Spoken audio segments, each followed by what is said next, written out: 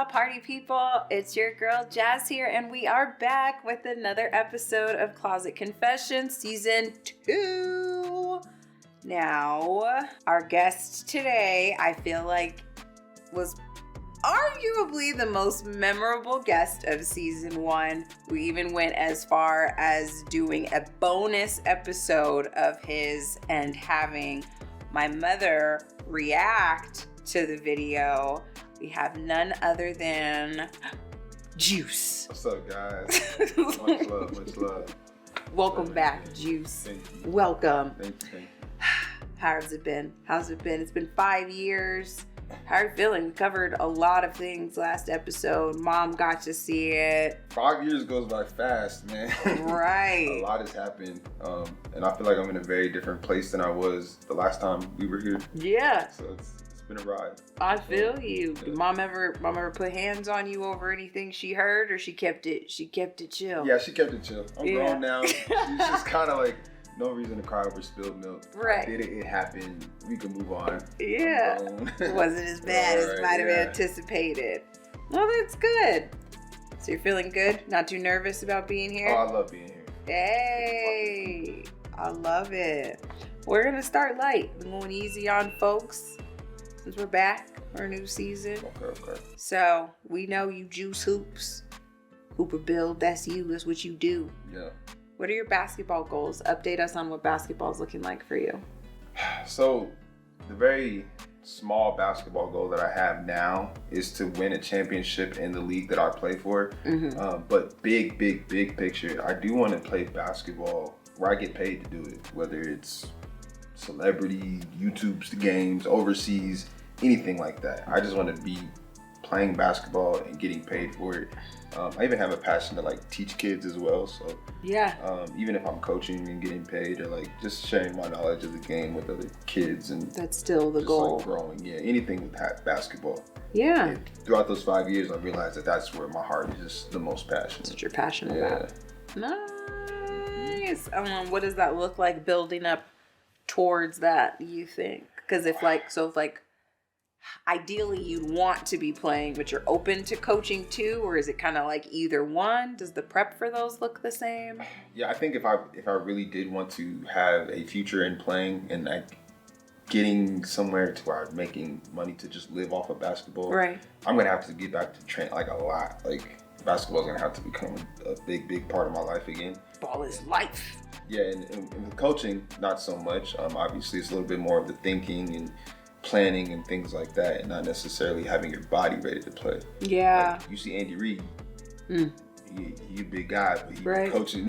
So it's just like, like if I want to play, I feel like I'm working out my mind. If I want to coach, I feel like I'm working out. My body when I want to play, my mind more so if I want to coach. Right. Yeah. So both, Yeah, both. mind and body, it all All of matters. it. Yeah. Might have to put together some series or something to hold you accountable. Oh yeah, we got some. There's some in the works. Yeah. Oh, It's gonna be a fun time. I'm excited for it. y'all stay Yeah. tuned. Sounds like we got some juice series coming Heck up. yeah. Okay. Now I feel like in other videos before, just through Daily Dose and different things like that, I feel like someone has asked at some point, but I don't know if we've talked about it in the closet. Your tattoos. Oh yeah, I have a lot. You do. I do. Have you gotten any new ones in the last 5 years? Yeah. What you got? I believe this God First, God Blessed across my forearm is new. I have this Galaga tattoo, my favorite arcade game. Yes, child. Nothing new. I think y'all have seen all of these. And then I got my neck tattooed. Hey. The old school Eagles logo. That hurt? Shout out to the birds. Yeah, surprisingly not as bad as I thought it would. Yeah. I don't lie to people. I tell all tattoos are gonna hurt. Like there's no place you get a tattoo where it's not going to hurt. Mm-hmm. But this was a place I was able to chill and really just watch sports and let him do his thing. So how many total do you have now? I want to say 28, 29. Holy cow. Yeah. That's a lot of tattoos. And I want to get more. I'm just broke. Yeah? Yeah. What more do you want? I want to get the fall of man, like Jesus casting down Satan, like on this part of my arms, and then like going back here is gonna be like angels and demons kind of like battling each other. But I really want to like get that done by like somebody who's gonna do it right. It'll last a long time. It's gonna be a grip. Yeah, it's gonna cost a lot of money, so I'm waiting on that. I do want to get this angel filled out, like the rest of my rib cage, and probably just my stomach. So probably just from the waist up. Yeah. Okay. It sounds very painful, but I feel like it's gonna look really, really cool. But I can't wait to have it all done. Yeah. How much do you think the sleeve one will cost? Like the fall of man? My assumption is like $2,000. For how good I want it to look, like I met this guy when I first moved out here. He was playing basketball. He was an overseas player. His name was Roman, and his tattoos looked like somebody took the painting off of the roof of the Sistine Chapel, like put it on his arm, and I was like, I want that. Like, I just want my tattoos to look that good. Like, it was hard to not just stare, and like the artwork's so good, the detail's so good. So I definitely just want to make sure it's done right. Yeah, not trying to rush the process and not have it looking right. That was my left arm. Right. Yeah. Oh, okay. Yeah. That was that experience. I feel like I rushed because I didn't even really want to do all flowers. But the tattoo artist that I was currently going to, he was new, and that was like his best thing that he did was flowers. And so, yeah, I got these 4 to start it right here on my bicep, and then filled the rest out. And I dedicated my left arm to all the women in my family. So. Yeah, I have Jasmine's name, my little sister Bria, my mom, and then my grandma. It's so beautiful. Yeah. Oh. Okay. So tattoos, and you know what else I feel like is a thing for you? It's a staple. Your shoes. Oh yeah. I've regressed in my shoe game, guys. You might be a little mad at me. So you've regressed? Yeah, I have. You was just flexing some the other day people were talking about or whatever. Yeah, but I've had those for so long. Oh, okay. Those weren't even like new ones. I have shoes that I just I don't wear out because I don't even have the outfit to go with them all the time. Yeah. And so I'm a very like slip-on Vans. You be doing but you got the. But I got them in the cut. Yeah, when I need to, I can step out in some nice shoes. What's your favorite shoe that you have, and then favorite shoe of all time? Right now, probably my off-white, like beige Chuck Taylors. Those are like, I don't know, I love those shoes because you can really wear them with anything. Like you can have on any color. I like wearing them with maroon because they have like the maroon line around the edge. Yeah. So probably those. I have some Chameleon Jordans that I got from EA a long time ago that I've never even put my foot in. Yeah. And I like those a lot. You just look at them. Yeah, I just don't have nothing to wear them with. Gotta put the fits together. Yeah. And then that's another thing too. I don't really like dress up crazy. I don't really go too many places, so yeah. My style is very hooperish. Very hooperish. You be keeping it light. Yep. You're gonna have your cool shoes to wear for like your coaching interviews and things like that, and go be fancy. Yeah. Yep. I have a couple pair. Like I have another pair of Nike Vapor Max, like the gold and red ones. You've seen those. Oh yeah. Those are like some of my other favorites too. Yeah. So. Okay. That's what's up. Now with coaching and basketball and getting your body right in mind, I guess like makes you think about your age. Now you're approaching 30. You make a face. Why do you make a face? Why do you make a face at 30? Because 30 is already here. Yeah. You know what I mean? And you used to joke about it in high school, like, don't grow up. Don't grow up, you don't want to do it. And it's real. It's real. So you hear that, Ray? You hear that? I've been saying that since your Uncle JJ was little. Don't be in a rush to grow up. It's real because, a lot of things change and you're responsible for a lot of different things. But being 30, I guess it's just kind of a shocker that I'm already here, Yeah. Man, 30 years of life and a lot more to go, hopefully, so. What do you think you're most looking forward to about turning 30, and what makes you the most nervous about it? I think the most nervous I am about being 30 is, I guess I feel like as you continue to get older, like severity of consequences, the severity of like messing up in life. Like the ripple effect. Yeah, the people that are attached to you. And I think what I'm most looking forward to is growth, honestly, and just like continuing to figure out those battles and continuing to figure out as I get older how to like, control those ripple effects and make sure that they're positive. And even if I do experience something negative, like people tied to me and things tied to me don't suffer Right. for that negative thing, I feel that. Yeah. Okay. Now, like we said, 5 years is a long time. Lots of ebbs and flows. I asked everybody, update us on your love life. That is very much probably the most complicated game that I'm playing in my life right now. So 5 years ago, I believe I was talking with Clarissa. Me and her actually ended up dating for quite a while. Now things are still good with us, but some stuff has happened, but it's life and we're working through those things. Okay. And This is not beef, but we're cool. You guys are good. Cool, yeah. That's good. We're cool. Okay. In the last 5 years, are you telling me what the biggest lesson that you've learned is?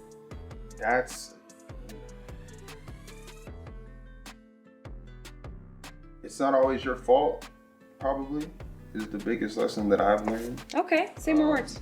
I'm very big on like beating myself up when I make mistakes or when something goes wrong, even if it's not necessarily in my control. I always want everybody around me to be good and feel like they can depend on me. And sometimes you just really can't control all these situations, and you beat yourself up and you put yourself in this hole of you're not good enough to do things. But it's like sometimes that's just how life shakes out, and people need you to respond better than they need you to react. You know what I'm saying? So let some things happen in life and just continue to push forward, and don't beat yourself up about it, because you can't control all these things that are happening. But what you can control is how you handle them and how you respond, and just continue to get better in those situations. And the next time it happens, you just handle it a little bit better. And so that's probably the lesson that I've learned, is like it's not always your fault, and you don't always have to beat yourself up. Yeah, I love that. That's good. Yeah. No people pleasing allowed. Yeah, I'm trying my best. No people pleasing. Shout out to all the other people pleasers out there. We out here fighting hard. Just want everybody to be loved. Everybody to be happy. Okay, and then my final question. I asked you this question too. 3 wishes right now. What are they? I wish that I could know my purpose in life. And I know you can find those other ways by like praying and, relationship with God and all that. But I think just like wishing and knowing why I'm here would be very cool. Probably wish for like no health issues around the world, like cancer free, disease free, that type of stuff. I hate seeing people sick. Yeah. I hate it. And so if I can get rid of like all sickness in the world, that'd probably be my second wish. And then my third wish would be, I don't know, I want to kind of say something along the lines of like everybody that I come in contact with is like just changed for the better. Okay. Like coming across a murderer, shaking his hand, and him just, hey, I'm gonna change the way I live my life. Yeah. So, like something along those lines, just like kind of being the light of like, just being the light of a continuous light that doesn't ever burn out, and like, I guess like ridding myself of bad thoughts. I guess I wish I wouldn't be, dang. This is gonna sound crazy to say, but I wish I was like an earthly God, like an earthly Jesus would. Yeah. Just to help people like he did, Yeah. Just to be around, be dope, be loving, make the world a better place. Wow. Yeah. Just want to save the world. I feel that. You got a big heart. That's what's up. I appreciate you. Thank you. Coming and sitting and being vulnerable and of course. Letting us get all up in your business means a lot to us. I think I have a story. You got a story? Yeah, so I went to a 21 Savage concert. Okay. I went to a 21 Savage concert a while back, and I was drinking and like doing stuff that I was supposed to do, and ended up getting like really, really, really drunk, and we ended up getting a ride to this dude's house to like, pass time, make sure I'm not trash to drive, whatever. And this guy had 3 fingers. What? 3 fingers, Jasmine. Where were the rest of them? Which fingers? So like, I believe it was. He had a thumb. He had a thumb. And two. Like this, I believe. Okay. And the story that he told me of how he lost these fingers is that he was in a situation and somebody was going to rub the blicky on him. Okay. He grabbed it and he lost his finger. So I met a guy named Three Fingers that night. Stop. Not three. Okay. And I almost fought 21 Savage's entourage. Why? I'm not. The other person that was with me isn't here, and I would love to tell this story with her because I couldn't, And yeah. Nope. Okay. Yeah. Tell the story. So it was me and Bianca. I know. Tell the story. She don't care. Tell the story. Hold up. So we were like, after the concert, we were like standing out like where all the cars are, and people were like hanging out and stuff. And this guy from 21 Entourage like comes and like tries to holler at Bianca. And I was like, no, she's good. He was like, who are you? I was like, I'm her brother, back up. And he was like, oh, da. And then like everybody was trying to come over and start talking to her. And there was another guy that we were with, and he was doing what he was doing, talking to the entourage. And every time that I turned my back, that same ninja would go over there and talk to her. And so I was getting mad. I was like, no, we're leaving. Get the fuck out. They were trying to invite her to like the tour bus and stuff. I was like, no, we're leaving. And I was like cussing at everybody. Yeah. I was ready to fight. Like everybody. I don't care if you gangster and rap about whatever you rap about. I was about to fight everybody. And then, yeah. Man, they was trying to get over. Yeah. I just wasn't happy. Right.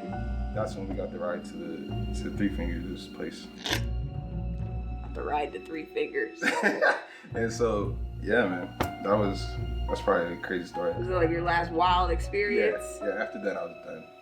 You were like, the next day I was thrown up for like at least a good 36 hours, like, just feeling like crap. That really was like right after the last one too. Like thinking about that time period. I remember her being mad about she was mad about that concert. She was mad about a lot. I was pissed too. There was the pictures. There were so many things she was mad about. There was a lot. There was a lot that happened that night that it didn't have to go down. Right? You're like, it didn't have to be this way. It didn't have to go down like that at all. But it was cool seeing 21 Savage, and at the time, I believe NBA Youngboy opened up for him, and I didn't know who that was.